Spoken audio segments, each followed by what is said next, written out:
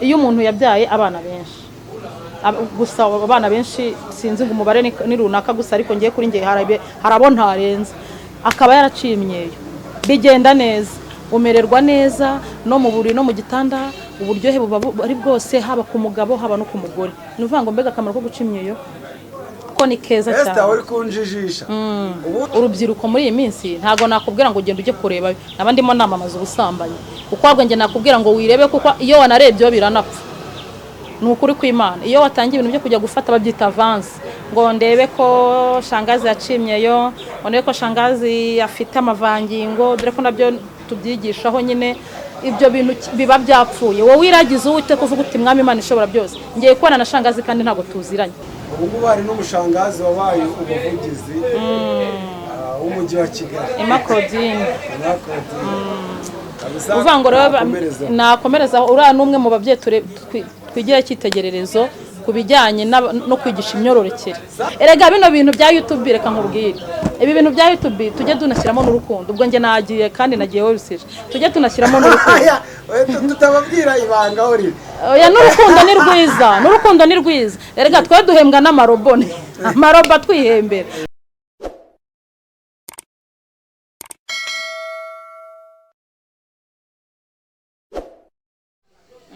bantu mukurikiye nitwe TV nongeye kubaha ikaze nka shangazi nongeye kubabwira ngo mukomeze mukurikirane icano ni yanyu ni y'abanyarwanda muri rusange muze mudutega amatwi mujye mutera agatebe tubabwire kandi muzajya mutubwira ikuntu gahunda zimeze bahaye ikaze rero nitwa Esther narangiza nkitwa na shangazi ndaza kubabwira impamvu y'ayo mazina yombi uko ari abiri ni karibu rero tugiye kwiga kuri gahunda zo guca imyeyo abari n'abategarugori gahunda yo guca imyeyo murayizi muzi ukuntu umuntu ajya mu rubohero gahunda zikagenda neza nicyo shangaza aje kubigisha rero ikindi umuntu wese utarakoze subscribe kuri nitwe TV asabwe kubikora n'umutima mwiza hanyuma twaba monetize twatangira guhembwa ku madolari tukamujyana hano tukamugura agafanta kandi umuntu uzajya ukanda subscribe agashyiraho na commentaire akanakora na share uwo muntu amenye ko tuzamubika ahantu amafaranga tukazamugurira akantu tukazamuha ku idolari kandi iyo mwabikoze turabimenya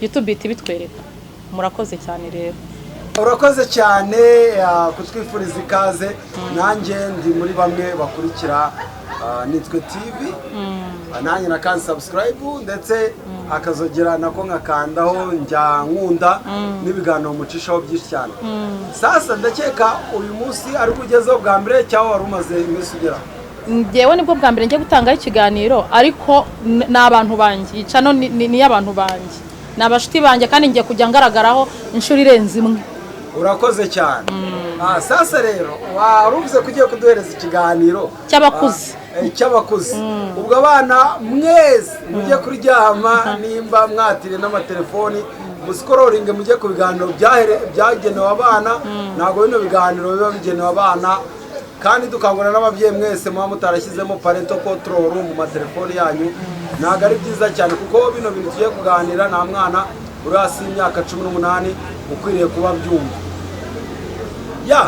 akabazo ka mbere nakwibaza ubundi kuki uyu munsi wafashe uwo mwanya wo kugira ngo utuganize ndakubaza n'ibindi nta kibazo oya nta kibazo impamvu nafashe umwanya wo kuza kuganiriza abanyarwanda ku bijyanye n'umuco nyarwanda ni ukuvuga ngo guca imyeyo n'umuco nyarwanda kandi ngewe ndi umwe muri groupe y'abamama hano muri iki gihugu yiyemeje ko uwo muco utagomba gucika mbega wiyemeje gusigasira umuco nyarwanda ubwo rero ni kimwe mu byatumye tuvuga tuti reka tujye tugenda tubiganiriza abanyarwanda kandi cyane cyane abari n'abategarugori kuko iki kiganiro cyanjye ntabwo kireba abapapa kirareba umuntu w'umumama wacikanywe n'iyi gahunda cyangwa se umuntu w'umukobwa uri mu gihe cyabigenewe ni mu myaka byibuza 18 19 kuzamura uwo ngo araza agahura na shangazi tukajya aho bita mu rubohero tukiga ukuntu guca imyeyo bikorwa ese kubikora bimaze iki ese utarabikoze nyine bya bibazo abantu benshi bakunda kumva ni byiza cyane ndabyumva nubwo wari uvuze ngo kubikora bimaze iki sasa ibyo bintu wabitandukanyiriza neba urabona igitsina gabo urabona turi kuganira ndi igitsina gabo abantu b'igitsina gabo hari abenshi bakunda kuvuga ngo ngura mugore ngafite amabuno cyangwa se uriya mukobwa afite amabuno ugasanga ese amabuno niyo afite uko abigenza bikagenda neza. Ese ndashaka ubisanishe niyo gahunda yawe yo kuba wakwigisha abantu guca imyeyo, akamaro kabyo n'ibyo bintu. Gahunda yo guca imyeyo rero ku bari n'abategarugori nibyo bintu byiza cyane, ni umuco utuma wumva uri umunyarwandakazi koko. Iki ni igikorwa kenshi cy'abanyarwandakazi, gusa namaze kumenya ko naranabibonye hari abantu batari abanyarwandakazi bishimiye iki gikorwa, bakaza akavuga ati shangazi twebwe rero natwe twabonye umuco wanyu tuwukunze, reka tugere gute tuwige. Bakaza rero bakampamagara tukicara tukajya mu rubohero tukaganira. Bamwe barambaje bati se uwabikoze n'utarabikoze batandukanira hehe? Ibyo bibazo bakunda kubimbaza kuri channel. Nkabwira itandukaniro ni nk'umuntu uba wambaye, uzareba umuntu wambaye ubusa n'umuntu wambaye umwenda, abo bantu baba batandukanye. Iyo umuntu rero yabikoze aba ameze nk'umuntu wambaye, ntago aba ameze nk'umuntu wambaye ubusa. Ni umwambaro mbega, ni umwambaro w'abamama w'abana n'abategarugori. Ikindi kandi iyo umuntu yabyaye abana benshi, gusa abana benshi sinzi ngo umubare ni runaka, gusa ariko ngiye kuri ngiye harabo ntarenze, akaba yaraciye imyeyo, bigenda neza, umererwa neza no mu buriri no mu gitanda, uburyohe buba ari bwose, haba ku mugabo haba no ku mugore. Ni uvuga ngo mbega akamaro ko guca imyeyo ko ni keza cyane. Esther uri kunjijisha. Ubundi baravuga ngo yikoramo bishatse kuvuga ngo uhera ku rugo rw'iwawe. Ufite abana bangahe? Njye mfite abana 3, abahungu 2 n'umukobwa umwe. Abahungu 2 ni bakuru. Umwana muto umukobwa afite imyaka 4. Ariko ngewe ubwo warugiye kumbaza ngo nse narabimukoreye, nzabimukorera igihe nikigera, ngewe nzamuhera ku myaka 13. Mbimukorere kugira ngo agwize. Ubundi biba byiza iyo ubitangiye kuri imyaka mikeya. Ariko harajya bambaza ngo se shanga ngo ngana nawe ngo mfite imyaka nk'iya ngo cyangwa mfite imyaka iri hejuru ngo ibintu ngo byakunda ngo byaba neza. Ibi bintu kugira ku myaka 60 uri gutabikora, ariko kuva ku myaka 13 n'itanu kugera ku myaka 50 waza tukabikora. Kuko hari abantu benshi baba batarahuye na bashangazi, urumva abantu hari abana b'imfubyi, hari umwana udafite famiye, udafite umuntu wo kumuganiriza kuri icyo gikorwa. Uwo nguwo niyo mpamvu nyine bashangazi muri iki gihugu bahari, akaba yakwigisha nyine uko zubakwa. Murabizi ibyo biganiro bijya bica ku macano cyane, hanyuma ukongera uganahura na shangazi wundi ufite topic yo kugucira imyeyo. Nuko nguko bimeze. Ugiye kumbaza nawe ibintu ariko ndajya kukubaza ikibazo ugahita usubiza. Nta kibazo ngaho mbaza. Wasubiza. Ni ukuvuga ko abantu benshi bafite amatsiko menshi bakavuga ngo none se ngo ntibishobora gutuma ngo utabyara. Ndavuga nkabasubiza mu ijambo rimwe riti ntaho bihure no kutabyara k'umuntu. Wabikoze wabyara, utanabikoze wabyara. Ahubwo navuze ngo kubikora icyiza cyabyo akamaro ni kimwe mu bituma mu buriri gahunda zigenda neza. Abantu bakuru bo barabyumva. Abantu benshi baba abasore cyangwa abagabo, ahubwo hari abenshi babyita ko ari nk'imyanda. Abo ni abana bo muri iyi minsi, ariko abantu bakuze mu gihe cyacu bo barabizi, bazi agaciro kabyo, baranabikunda cyane. Ni n'umuco, kandi nta muco w'umwanda ubaho, kandi ntago dushaka ko bizacika, tuzabisigasira mpaka. Shangazi mwibariza akabazo k'amatsiko. Nta kibazo. Wambwiye ko ufite abana 3. Mfite abana 3 harimo hungu na kobwa. Wewe ibyo utubwira wabyigiye? Ni umuco nyana byigishijwe na ba masenge kera nkiri umwana, nkiri umukobwa. Ba tantine. Ba masenge ba kera nyine bashangazi ba kera. Bo muri famille. Ariko kuko nzi neza ko muri minsi hari igihe ushobora kuba udafite umuntu wo kukugira ngo abikwigishe. Niyo mpamvu turi benshi rega hano mu gihugu, naga njye nyine ubyigisha. So byo byumva se ku maradiyo. Ubu bari n'umushangazi wabaye umuvugizi w'umujyi wa Kigali. Emma Claudine. Uvuga ngo rero nakomereza uriya n'umwe mu babyeyi twigira cyitegererezo ku bijyanye no kwigisha imyororokere. Sasa rero impamvu itsevuga Emma Claudine, hari abantu benshi bashobora kuba ati n'umugore ibintu akora, burya hari abantu batinya kuvuga bakagira isoni. Abenshi bakavuga ati n'umugore n'umumama ni indayi, impamvu avuga biriya bintu biteye isoni. Ubu se barumva wenda kuri Emma Claudine ariwe dutanze urugero, umujyi wa Kigali waba waribeshye, kandi iriya ni leta nyine bayamuhaye umwana. Nta nubwo bino bintu biteye isoni, nta naho bihuriye n'uburaya. Uyu ni umuco nyarwanda, uyu ni umuco gakondo w'abari n'abategarugori. aho bihuriye n'uburaya, ntaho bihuriye no kuba uri indisipurine, ntaho bihuriye no kuba utari umumama, kuko njye nanjye ndi umumama, uri kumva ndubatse, ibyo nta hantu namwe bihuriye. Uwo ni umuco, nk'uko muri Kenya bagira umuco wabo wo gutobora amatwi bakageza hasi, mbega buri gihugu umuco. Uwo rero ni umuco rero ntabwo ari uburaya, ntaho bihurira. Uwabitekereza gutyo ntabwo niwe waba ari umuswa. Twibutse ya minsi ya kera cyane uko byakorwaga. Urumva ngewe ntabwo ninjira muri detaye ABCD, ahubwo icyo nshishikariza abantu bareba ikiganiro cya Shangazi, bo bafata nomero yanjye bakaza tukajya mu rubohero ubwabyo. Gusa mu magambo make uko byakorwaga, ni umwari cyangwa se ni umumama uza akagenda akajya ahantu byagenewe, agafata n'ibikoresho byabigenewe, harimo n'amavuta y'inka. Ubwo ibindi nabyo simbivuze ku karubanda, ariko birahari kuko ntabwo bikora nta muti, cyo bita umuti.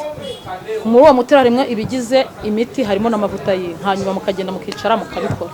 Nuko nguko mbivuga mu magambo azimije kandi yiyubashye, azimije kugira ngo tutagira abo ibyo nangiza bitari ngombwa. Ubundi nuko nguko tubikora mu buryo bwiyubashye kandi tukabikora kandi ukagwiza. Bamwe barambajije rero, hari ikibazo waho gutari kumbaza ngo se umuntu agezahe. Hari icyo bita kugwiza muri ubu buryo bwacu dukora. Kugwiza nyine ni ibintu byuzuye neza, uraza nkakwereka aho ugomba kugeza kuko harahari. Ntabwo ugomba kurenza, nta nubwo ugomba kujya hasi, ntabwo ugomba kujya hejuru. Iki gikorwa cyo guca imyenda ni igikorwa cyiza cyane. Ubwo babandi babyita yuko ari imyenda, ubwo si bose biba bakugwiza byarabananiye, bakaregereza nka wa muntu bahaye akantu bakamubwira ati sabe ikintu kimwe, aragisaba, bakimuhaye mubwira kuri simukadi ya kabiri. Nta kibazo rwose, se ko bari ukuganira.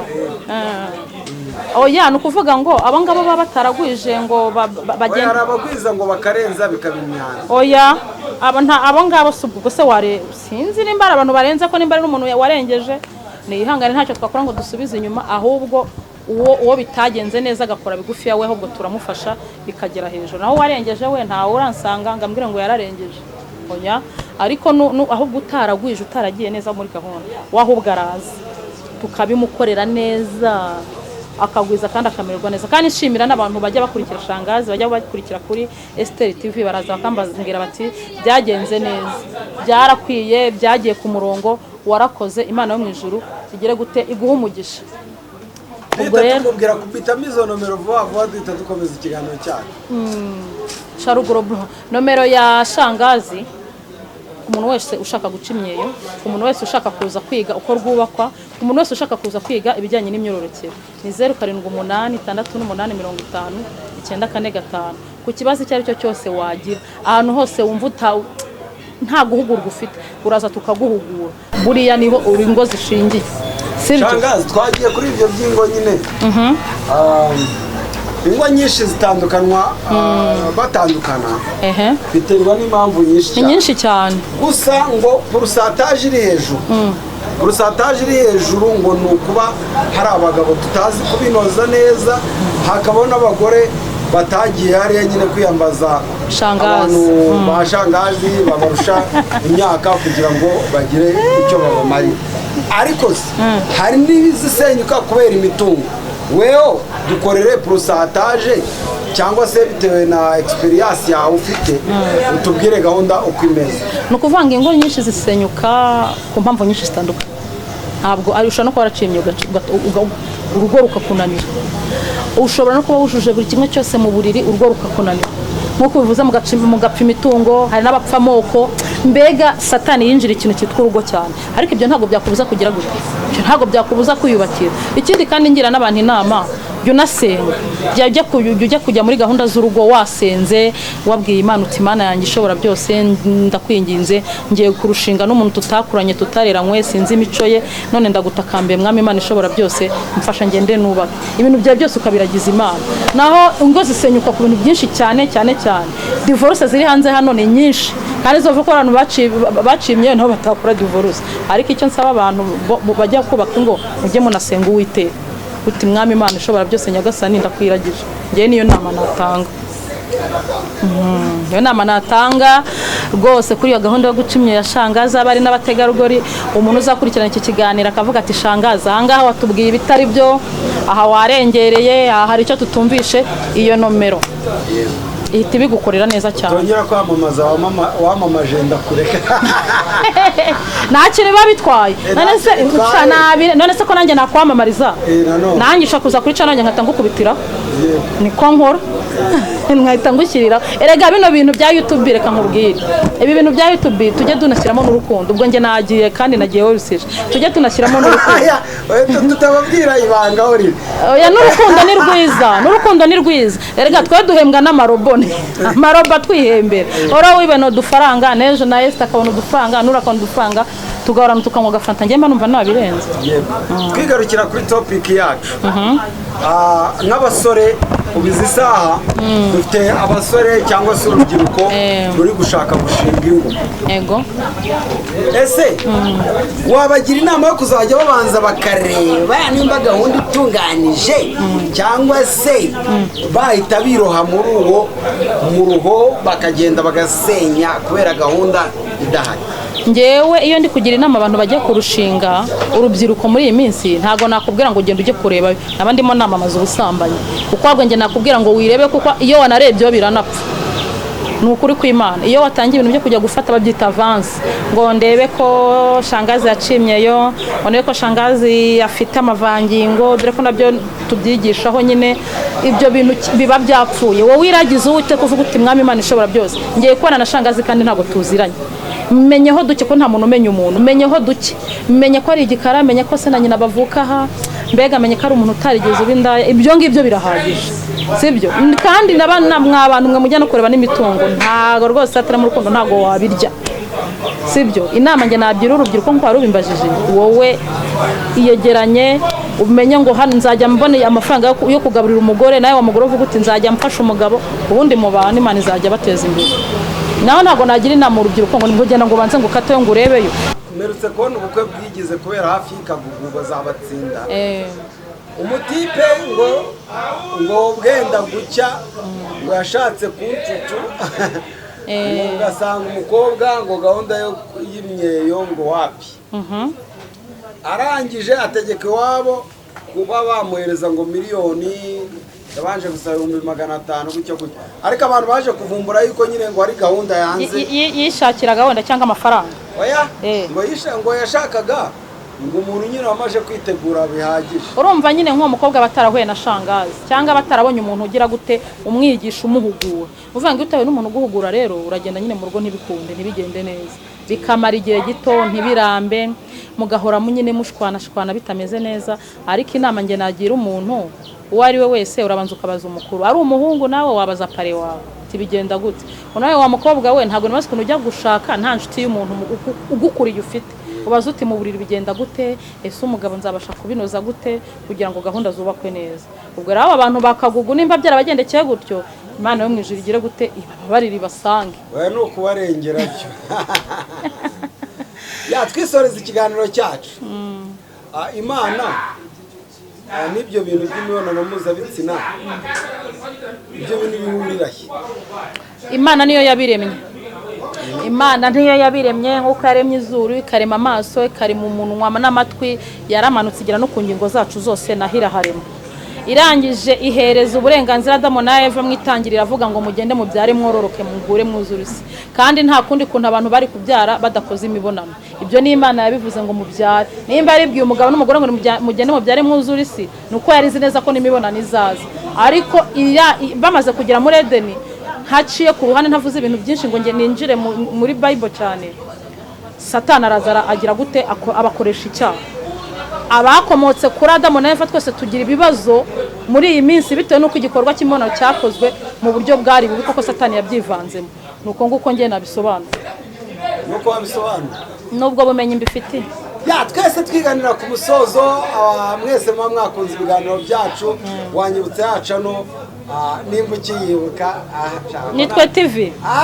Narinzi ko yibagiwe. Nago nese kugirwa ahantu hari kukugaburira, ariko narumiwe ko yaba ari shangazi wa Mwese mukande subscribe disi twirire kandi munakore na comment munasharinge umuntu wese uzajya utanga comment akanakora subscribe mumenye ngo YouTube bitwereka uwo muntu tuzabicaza tuzakora group tuzabahemba kandi muzabibona murakoze cyane ntago were gusezera ntago ari gusezera ngiye nagutumiye okay uhita none udusengera dusoza numvishe yuko ukunda Imana isengesho nirenze iminota 2 murakoze cyane mwami Imana ishobora byose nongeye kugushima kandi nongeye kugucyubahiro kurica no ndagusanga uyiha umugisha mwami uyizamure itangire duha ikintu cyitwa amadolari nicyo kintu dukeneye data urabizi nawe waratumdushyira mu isi kuba muri isi na amafaranga udafite amafaranga kuba birakundugora nanye nka shangazi ukomeze unteze imbere imyigisho ntanga zigene zicengere mu bana b'abanyarwanda zicengere mu Rwanda hose ngira icyo nzabona kandi nabo nzihaye bagira icyo bimarira umuntu wese urwaye utameze neza abirukanywe mu nzu abafite ibibazo bose ubagirire neza ubahe kwihangana kandi ubakemura ibibazo mu izina rya Yesu amen amen yes utari wakanda subscribe wapyondaho ndetse like comment share ibiganiro byacu nakagaruka ciao ciao